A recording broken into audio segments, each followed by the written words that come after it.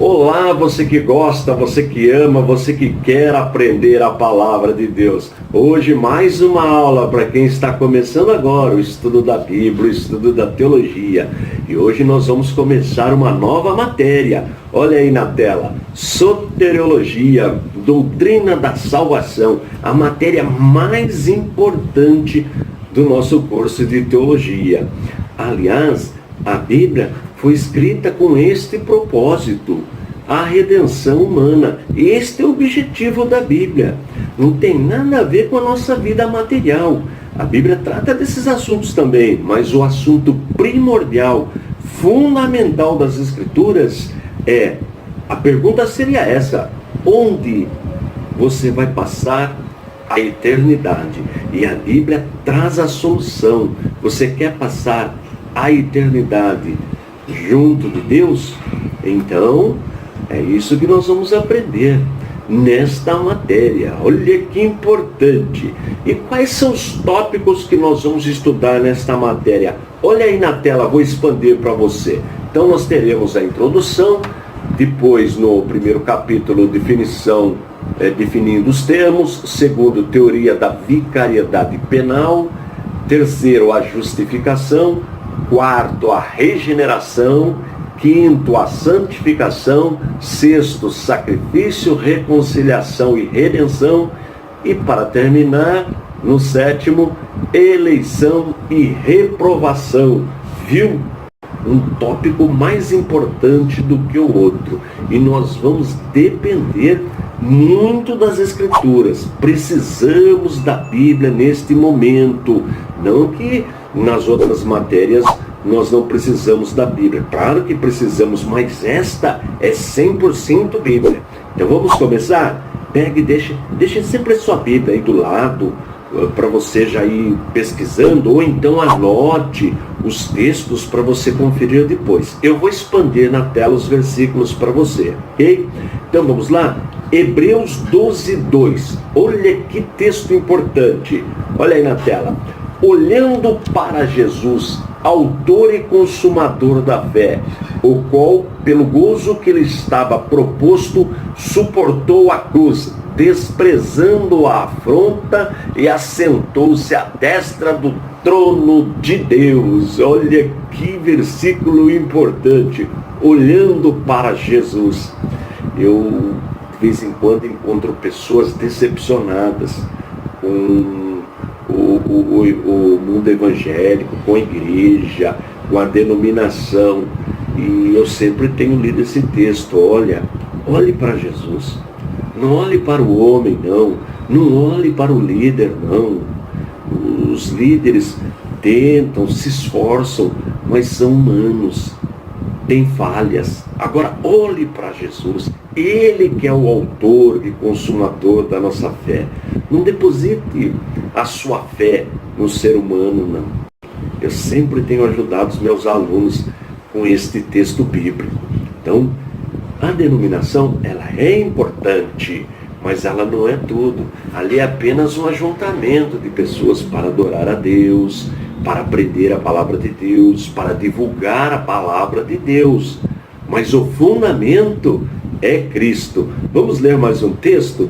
Olha Hebreus, nós vamos ler bastante Hebreus. Hebreus no capítulo 10, no versículo 1. Olha aí na tela. Porque, tendo a lei a sombra dos bens futuros, e não a imagem exata das coisas, nunca, pelos mesmos sacrifícios que continuamente se oferecem cada ano, pode aperfeiçoar os que a eles se chegam. Tá vendo? Então tem gente que quer viver na lei, no legalismo, a prática de, por exemplo, precisa guardar o sábado, não pode se alimentar de certos tipos de carnes, quer viver na lei, nos usos, nos costumes, mas a lei não consegue resolver, como nós lemos no texto. Não há essa possibilidade. Agora veja, Hebreus, no primeiro capítulo, versículo 1, olha aí na tela.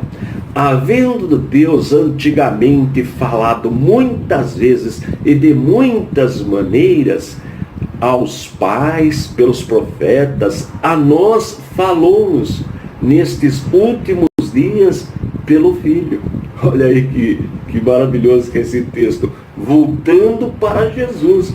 Então a lei agia como uma sombra, como um aio, para mostrar o pecado, mas nós temos que olhar para Jesus, autor e consumador da nossa fé. Gravou esses textos? Medita nesses textos. Na próxima aula nós já vamos entrar na questão da salvação propriamente dita. Nós vamos aprender a vicariedade. Guarda esta palavra. O que é vicariedade? Nós vamos estudar na próxima aula. Chega de moleza, vamos trabalhar?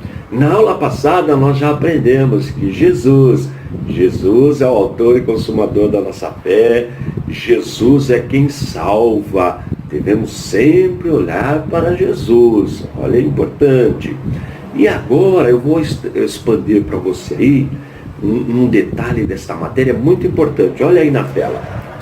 A soterologia, como disciplina magna da matéria bíblica, será analisada nesse estudo considerando suas nuances mais importantes, quais sejam: teoria da vicariedade penal, justificação, regeneração e santificação, sacrifício, reconciliação e redenção, eleição e reprovação. Tá vendo? Só pergunta aí sobre sacrifício. Nós vamos aprender nessa matéria. Essa questão do sacrifício, vale a pena estudar essa matéria. Vamos para o primeiro tópico, teoria da vicariedade penal. O que seria isso? Olha aí na tela. A vicariedade, substituição penal, no sentido salvífico, explica-nos conforme o pensamento dos reformadores e a prática do evangelismo, qual a razão crucial da morte de Cristo, fornecendo a compreensão de que essa morte se refere exclusivamente ao compromisso assumido por Jesus de todas as nossas penalidades. Olha que informação importante. Então, vicariedade, substituição. Por quê? Nós pecamos, nós já aprendemos sobre a culpa herdada na matéria amartiologia, a doutrina do pecado. Bem, então não tem como o homem conseguir a salvação. Por mais religioso que seja, por mais que pratique boas obras, usos e costumes, não há possibilidade do homem fazer nada para ajudar na salvação. E Deus, no seu infinito amor, na sua infinita misericórdia, Ele mesmo preparou a nossa salvação, o caminho correto. Então o próprio Deus pagou o preço do nosso pecado. Olha que informação importante, ou seja, aquela condenação, porque Deus é justo. Deus é justo. A Bíblia diz que o salário do pecado é a morte. A alma que pecar morrerá. Tudo isso nós já estudamos. Então, como resolver? Então, o próprio Deus, que nos ama de uma maneira extraordinária, Ele mesmo providenciou a solução para o problema do pecado, por meio da vicariedade, ou seja, por meio da substituição. Então Jesus, quando Ele morre na cruz do Calvário, Ele está pagando o preço dos nossos pecados. Por isso que Ele é, como João escreveu, o Cordeiro de Deus que tira o pecado do mundo. E isto já havia sido profetizado. Veja o profeta Isaías no capítulo 53 e no versículo 5. Olha aí na tela, vou expandir para você. Mas ele foi ferido pelas nossas transgressões e moído pelas nossas iniquidades. o castigo que nos traz a paz estava sobre ele, e pelas suas pisaduras fomos sarados. Está vendo? Vamos ler de novo? Vou expandir de novo. É muito importante esse texto, Isaías 53 e verso 5. Olha que palavra profética poderosa. Mas ele foi ferido pelas nossas transgressões e moído pelas nossas iniquidades. O castigo que nos traz a paz estava sobre ele, e pelas suas pisaduras fomos sarados. Conseguiu entender esse texto? Então Jesus, está falando de Jesus. Ele pagou o preço do nosso pecado, da nossa condenação, do nosso castigo eterno na cruz do Calvário. Ele cravou na cruz do Calvário. Por isso que ele é, repetindo, o Cordeiro de Deus que tira o pecado do mundo. E nós já aprendemos na doutrina de Cristo, Cristologia, que Jesus tem duas naturezas. Ele é 100% homem e 100% Deus. Daí eu ter dito, Jesus, ou seja, o próprio Deus, pagou o preço da nossa condenação. Condenação eterna. Tá vendo? Por isso que em Romanos 8:1 está escrito: portanto, nenhuma condenação há para os que estão em Cristo Jesus. E como isso se deu? Vamos aprofundar? Vamos aprender sobre a justificação? Nós vamos aprender agora sobre a justificação. Aliás, a salvação tem 3 partes. Guarde: justificação, regeneração e santificação. Se faltar uma destas partes, não existe salvação. E sobre esse assunto eu vou tratar. Doutrina da salvação, soterologia. Se você já tem o nosso material didático, os nossos módulos, a matéria está no módulo 4. E se você não tem, depois eu te dou a dica de como adquirir o nosso material. Bom, vamos trabalhar? O ponto justificação. E eu disse que a salvação, ela tem 3 partes. Se faltar uma das partes, não acontece a salvação. Quais são as 3 partes? Justificação, regeneração e santificação. Vou repetir: justificação, regeneração e santificação. Nós vamos estudar estas 3 partes. Sempre que você estiver assistindo às minhas aulas, deixe a Bíblia do lado para você ir acompanhando. De preferência a Bíblia apologética com os apócrifos. Depois eu ensino como você adquirir, se você ainda não a tem. Vamos começar lendo João, no capítulo 3, versículo 18. João, capítulo 3, versículo 18. Eu vou expandir na tela para você. Olha o que diz o texto. Quem crê nele não é condenado, mas quem não crê já está condenado, porquanto não crê no nome do unigênito Filho de Deus. Olha que palavra poderosa. Precisa crer. Crer que Jesus é Deus de Deus, da mesma substância, da mesma espécie.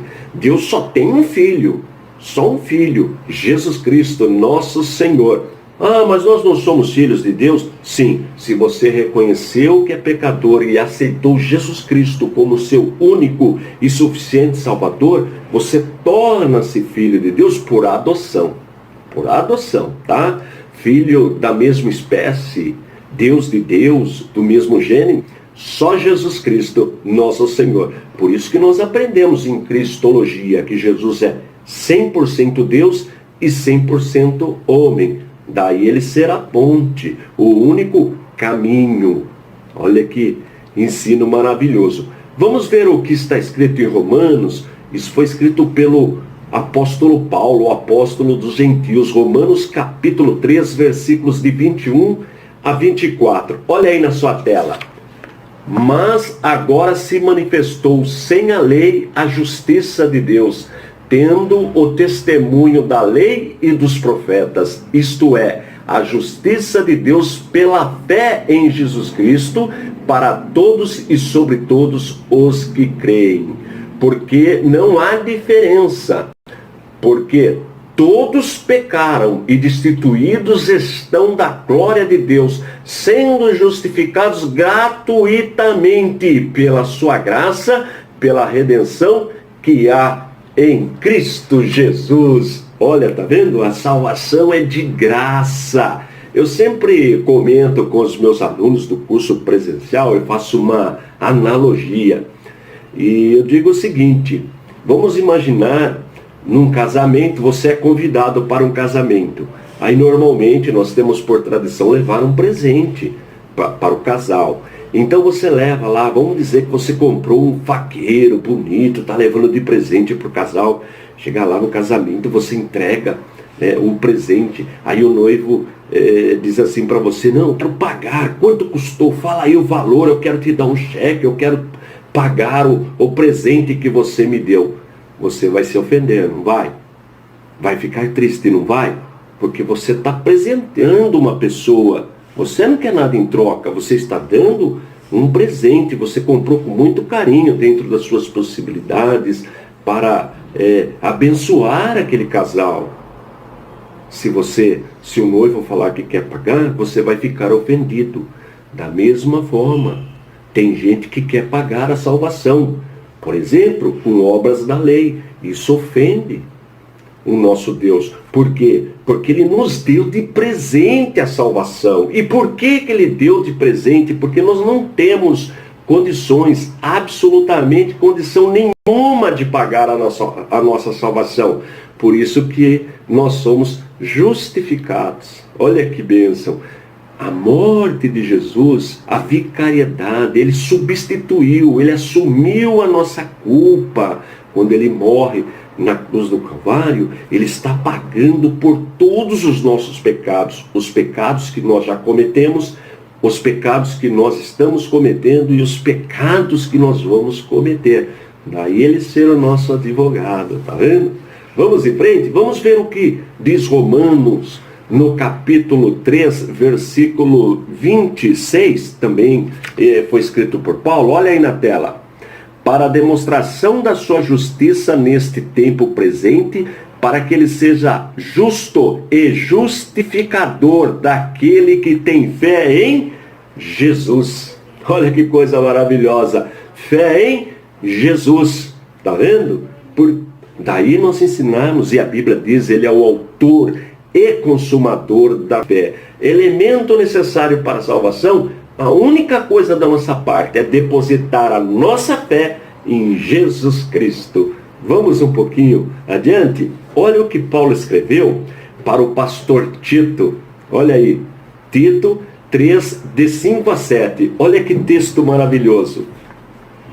Não pelas obras de justiça que houvéssemos feito, mas segundo a sua misericórdia, nos salvou pela lavagem da regeneração e da renovação do Espírito Santo, que abundantemente Ele derramou sobre nós por Jesus Cristo, nosso Salvador, para que, sendo justificados pela sua graça, sejamos feitos herdeiros segundo a esperança da vida eterna.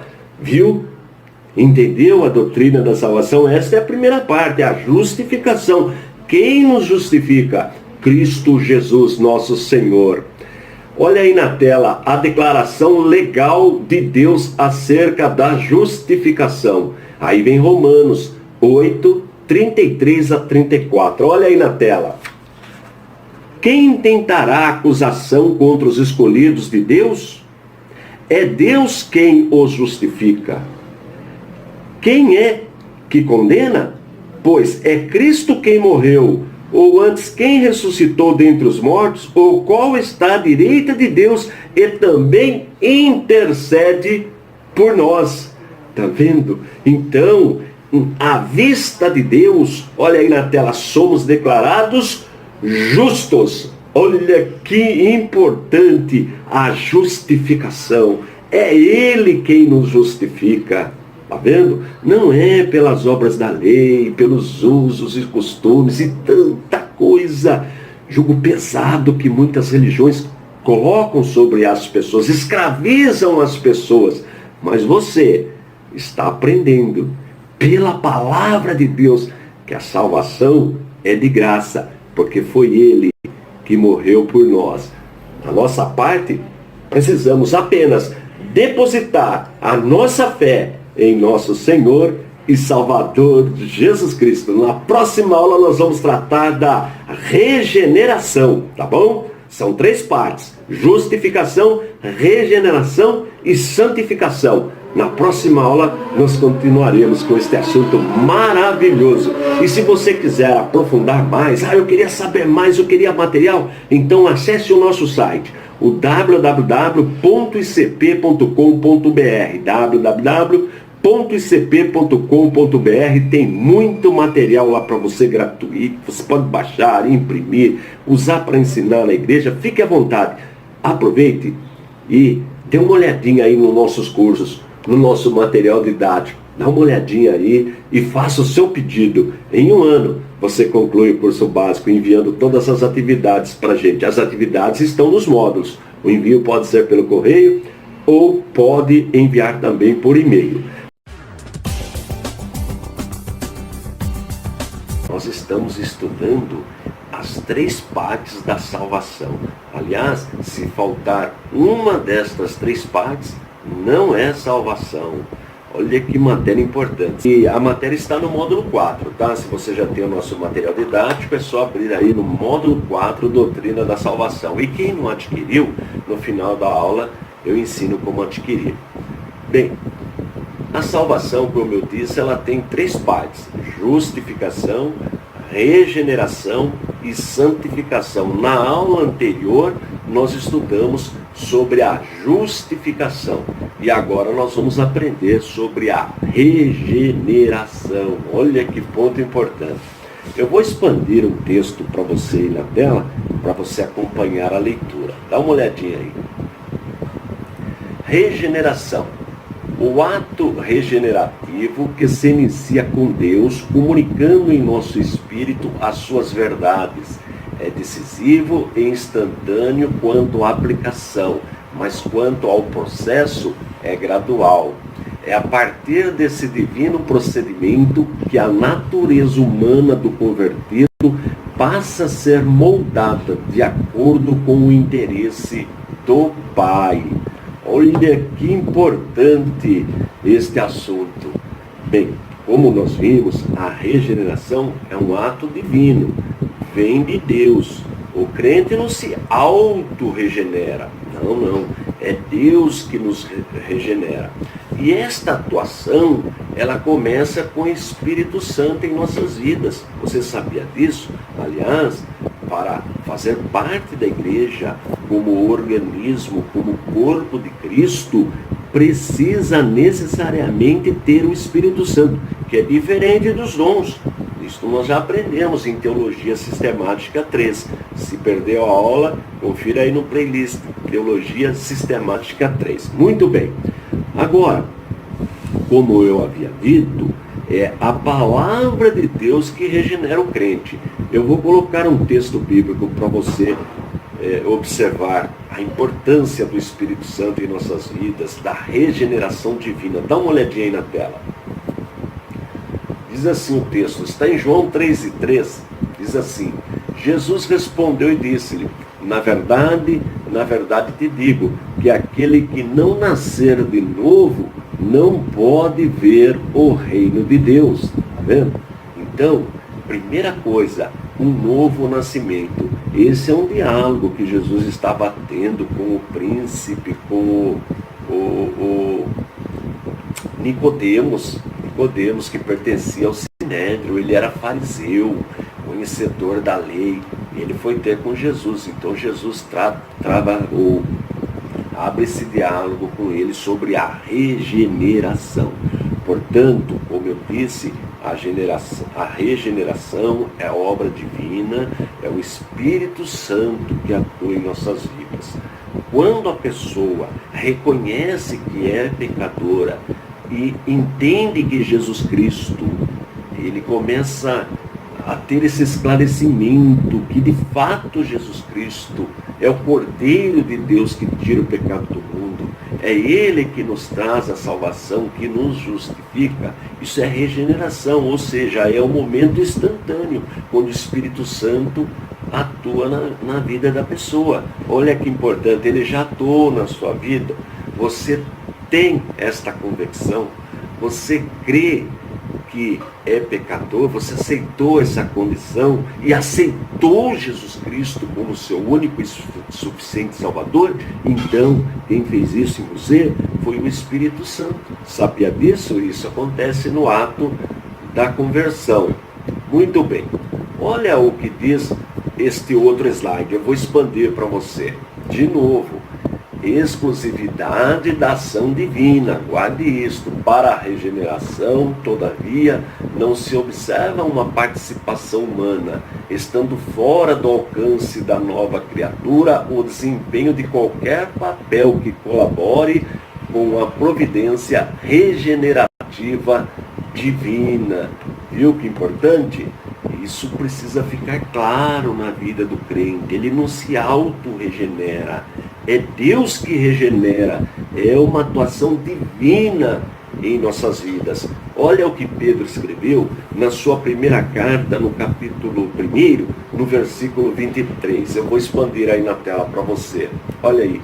Sendo de novo gerados, não de semente corruptível, mas da incorruptível, pela palavra de Deus viva e que permanece para sempre. Está vendo?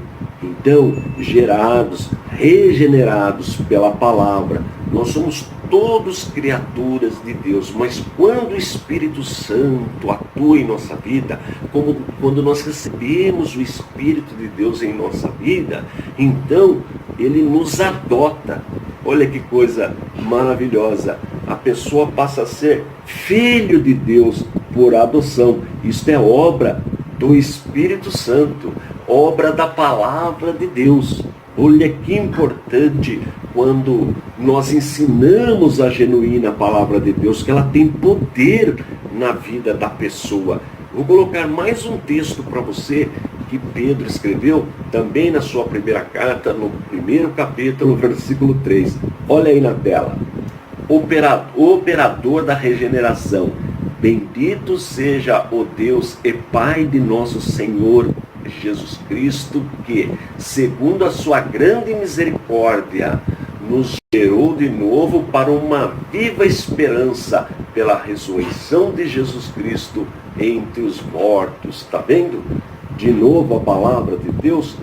Então, aprenda isto. Primeira parte da salvação, justificação, que é de Deus, foi nos garantida por meio da morte de Jesus, a vicariedade, ou seja, substituição. Ele substituiu a nossa culpa. E a regeneração, segunda parte que nós estamos estudando da salvação, ou seja, também é um ato divino, não é humano. Aprenda isto. A pessoa é regenerada pela atuação do Espírito Santo. E a terceira parte, a santificação. Mas sobre a santificação nós vamos aprender um pouquinho na próxima aula. Mas se você quer aprofundar, eu queria mais esse ensino, é maravilhoso, sobre a atuação do Espírito Santo em nossas vidas, então acesse o nosso site, o www.icp.com.br. www.icp.com.br. Lá tem matérias específicas sobre o assunto. Não tem custo, você pode ler a matéria, baixar, imprimir, usar para dar ensinamento para outras pessoas, tá bom? Agora, se você quiser fazer o nosso curso, adquirir o nosso material didático, porque tudo que eu ensino aqui é extraído do nosso material didático, dos nossos cursos de teologia. Então, entre aí na nossa loja virtual, tem todos os detalhes, o conteúdo, o material, imagens, e aí você poderá adquirir o nosso curso, que é 100% à distância, tá bom? Chega de moleza, vamos trabalhar? Nós aprendemos na aula passada sobre a salvação. E aprendemos 3 elementos que compõem a salvação. Se faltar um elemento, não é salvação. E quais são estes elementos? Olha aí na tela: justificação, regeneração e santificação. Nós já estudamos a justificação, já estudamos a regeneração. Vimos que tudo vem de Deus, nada é humano. E hoje nós vamos aprender sobre a santificação. Importante esse ensino, porque muitos confundem, não acham que a santificação parte da pessoa, confunde santificação com legalismo, com usos e costumes, com autodisciplina. Isso não tem nada a ver com santificação. A santificação também vem de Deus, é o que nós vamos aprender agora. Para que a santificação? Para separação, dedicação, purificação, consagração e serviço. Para isso, o crente precisa ser santificado, ou seja, separado. E isto acontece por meio de Deus. É Deus que santifica o crente. Não é o crente que se auto-santifica. É importante guardar isso aí. Então vamos ver como isso se dá em nossas vidas. Como isso acontece, já que nós não nos auto-santificamos? Não, isso aí seria legalismo. Não tem nada a ver com santificação. Então vamos ver as 3 formas para que haja santificação em nossas vidas. Primeira delas, eu vou expandir aí na tela o texto que está na primeira carta que João escreveu, no 1º capítulo, versículos de 7 a 10. Olha aí o texto. O sangue de Jesus. Mas se andarmos na luz como ele na luz está, temos comunhão com os outros. E o sangue de Jesus Cristo, seu Filho, nos purifica de todo pecado. Se dissermos que não temos pecado, enganamo-nos a nós mesmos, e não há verdade em nós.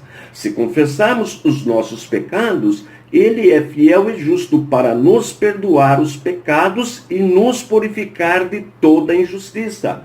Se dissermos que não pecamos, fazemo-lo mentiroso e a sua palavra não está em nós. Está vendo? Então, nós pecamos. Quem fala que não peca é mentiroso. Mas o sangue de Jesus Cristo nos purifica de todo pecado. Por isso, ele morreu na cruz. Por isso, ele é o Cordeiro de Deus que tira o pecado do mundo. Agora, quando nós pecamos, nós temos um advogado que intercede por nós, Jesus Cristo, porque ele conhece as nossas limitações, as nossas falhas, a culpa herdada, tá bom? Muito bem.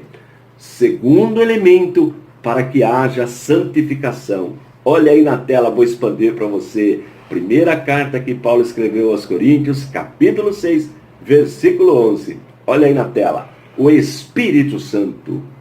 E é o que alguns têm sido, mas haveis sido lavados, mas haveis sido santificados, mas haveis sido justificados em nome do Senhor Jesus e pelo Espírito do nosso Deus. Tá vendo? Então o Espírito Santo santifica o crente, para que você entendesse que era pecador, que é pecador, para que você reconhecesse que Jesus Cristo é o Cordeiro de Deus que tira o pecado do mundo, que ele substituiu, que ele morreu pelas nossas culpas.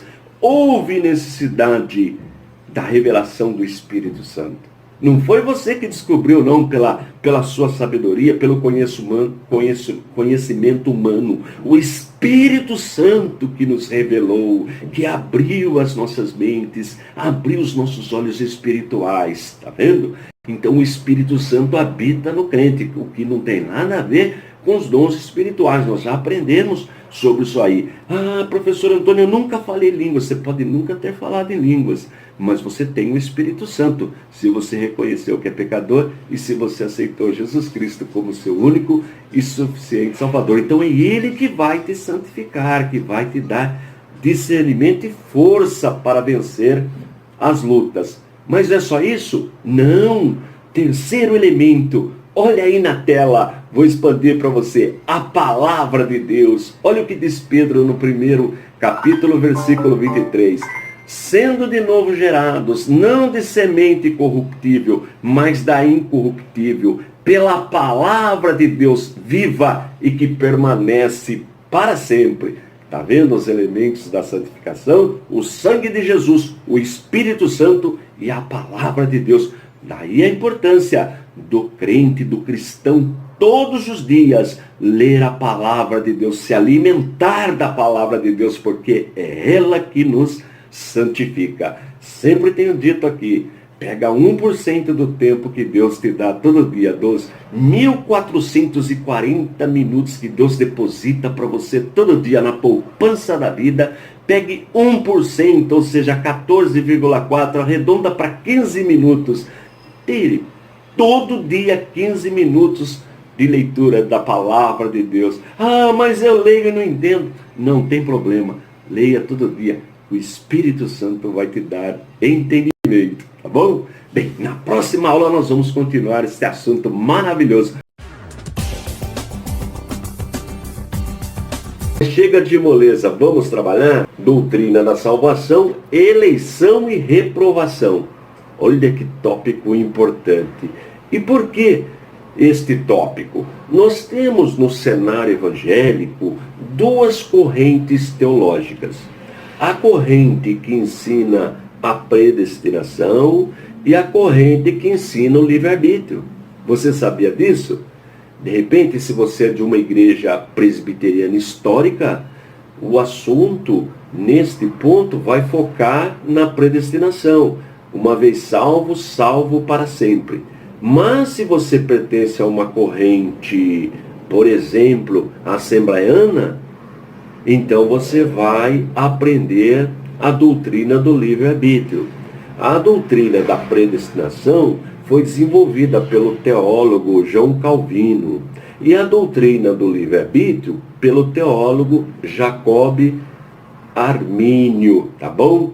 Então, estas duas correntes. Nós do ICP, como nossa faculdade, a nossa instituição, ela é interdenominacional, então nós ensinamos as duas posições teológicas e deixa a critério do nosso aluno aprofundar mais a questão, observar mais o detalhe de cada corrente, os textos utilizados.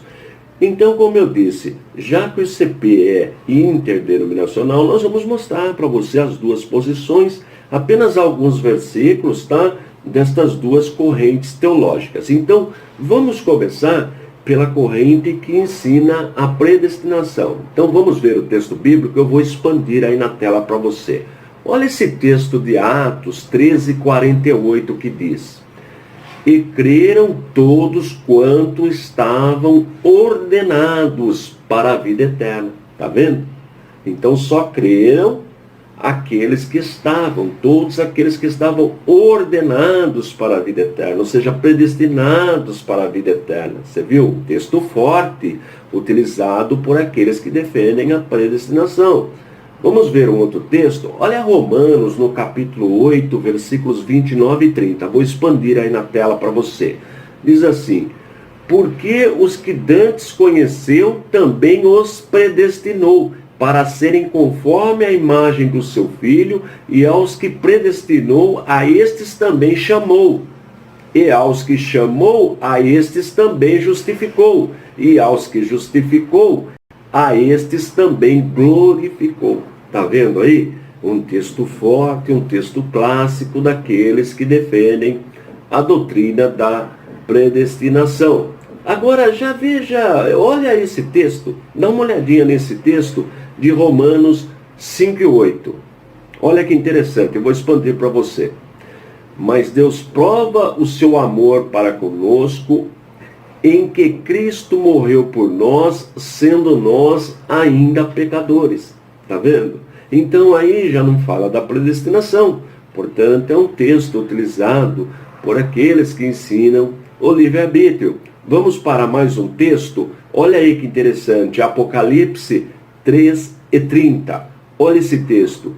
Eis que estou à porta e bato. Se alguém ouvir a minha voz e abrir a porta, entrarei em sua casa e com ele cearei, e ele comigo. Então aí já tem uma pergunta, olha, estou à porta e bato. Se alguém abrir, quer dizer, olha o livre-arbítrio, a opção de abrir ou não a porta. Está vendo? Esse texto é um texto utilizado por aqueles que acreditam no livre-arbítrio. Quer ver mais um texto? João 3:18, bastante conhecido. Olha aí na tela. Quem crê nele não é condenado, mas quem não crê já está condenado, porquanto não crê no nome do unigênito Filho de Deus. Está vendo? Então, estas duas correntes, elas são bíblicas. Eu acabei de mostrar para você textos que falam da predestinação, mas também textos que falam do livre-arbítrio, onde o ser humano tem uma opção de escolha. Como o ICP, a nossa instituição, ela é interdenominacional, então nós vamos deixar para você a liberdade de aprofundar no assunto. Claro que tem muito mais informações no nosso material, mas nós paramos por aí e deixa então o aluno, porque não é uma doutrina que envolve a salvação.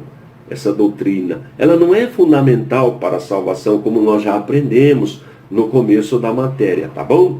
Agora, se você quiser aprofundar, mas eu quero mais assuntos sobre a predestinação, eu quero mais assuntos sobre o livre-arbítrio, então você acessa o nosso site, o www.icp.com.br, www.icp.com.br. Lá tem muito material, mas muito mesmo, sobre esses dois assuntos. Aí você baixa o material, leia o material, pode imprimir também, levar para a igreja, conversar com outras pessoas. Vale a pena, é um assunto muito interessante. E aproveite, peça o nosso curso. Peça o nosso curso de teologia no mesmo site, no www.icp.com.br. Lá tem todas as explicações, todas as informações para que você possa desenvolver bem o seu curso de teologia, tá bom? Estou indo embora, forte abraço e fique na paz de nosso Senhor e Salvador Jesus Cristo.